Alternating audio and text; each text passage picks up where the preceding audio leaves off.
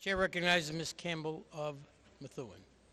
Mr. Speaker, through you to our colleagues, before I begin, I would just like to take a moment. There are many advocates that are here with us today who have made many trips to the State House over a period of many years.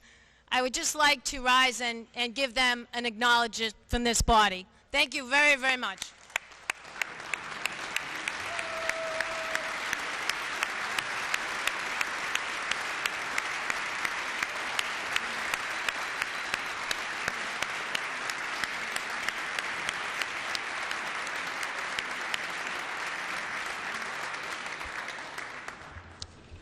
Chair recognizes Ms. Campbell of Methuen. Thank you, Mr. Speaker. We all wish that this legislation were not necessary, but clearly it is. And it goes to the heart of one of our primary responsibilities as lawmakers, that being to protect those who cannot protect themselves, those who are most vulnerable in all of our communities. It's hard for us to find a more vulnerable population, those who are intellectually and developmentally disabled, and usually physically as well, and most often who cannot communicate to a loved one or a trusted employee that they are being abused. I think there's a special place in Dante's scheme for those who intentionally commit such cruelty.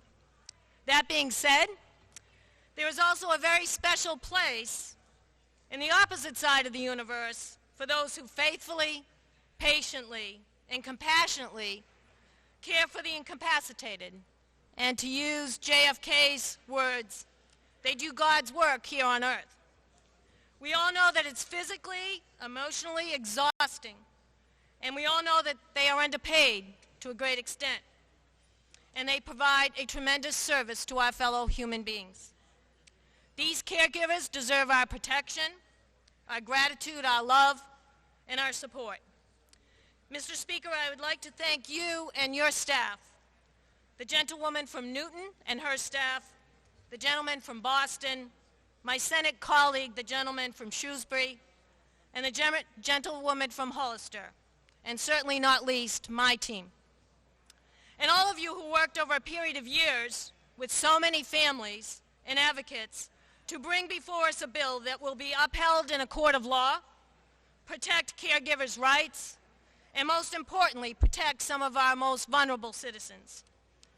Mr. Speaker, your patience and determination to get this legislation before us the moment it was ready, and your leadership is very much appreciated by the families who are here today.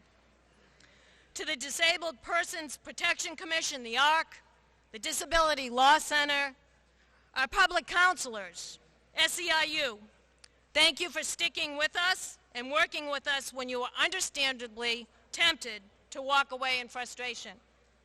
Striking a clear balance in this case was the only way for us to achieve the goal of protecting both the caregivers and those that are cared for. Finally, and most importantly, to all the families, the ones that have testified and provide written and personal accounts of abuse. You told us that you drew your strength to prevent this type of abuse from happening again. That strength never wavered. We owe you a great debt for your determination, your persistence, your courage.